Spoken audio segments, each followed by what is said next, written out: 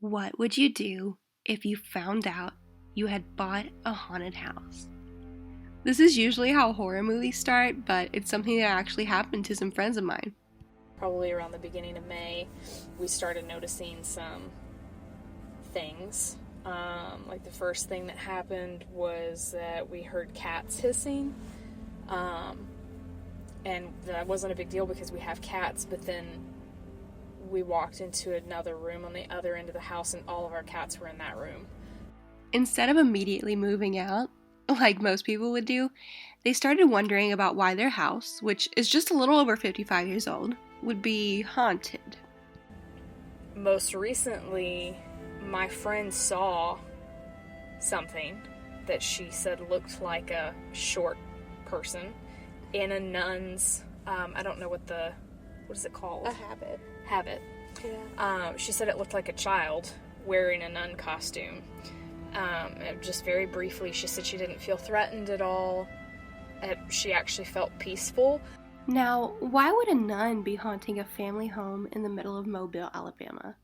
The city has a rich Catholic tradition, so if you're adhering to the theory that spirits inhabit places that were significant to them, it's possible this nun could have lived or died here as early as the 1700s. However, it turns out we didn't have to look very far. When we first started kind of getting to know some of our neighbors, and they were like, "Oh my God, you guys bought the nun house." And so we knew that there was like a period of time where the Catholic Church owned the home and they ran a ministry out of the home where nuns lived here. I acquired some pretty good research skills while studying to be a historian in college, so I started looking into the nun house. You can view property records dated after 1983 by making an online account with the Mobile County Probate Court. And from searching their database, I verified that the house was indeed owned by the Archdiocese from 1986 to 2016. They've recently got some new information about the last few nuns who lived in the house, especially one in particular. She had cats, which would explain the hissing cats. She didn't want to leave. She was like forced out because she was elderly and needed, hospice care, and the ministry was ending anyway, so the church was selling the house. While I won't be sharing their names out of respect, we were able to find the obituaries of several nuns who had lived there.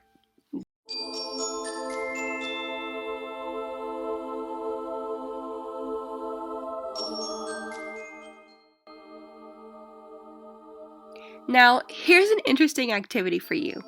Do you have a family ghost story, or are you intrigued by any local urban legends? You can use your research skills and see what you can confirm. You can search archives like I did to find primary documents, make some phone calls or emails, or interview people for leads.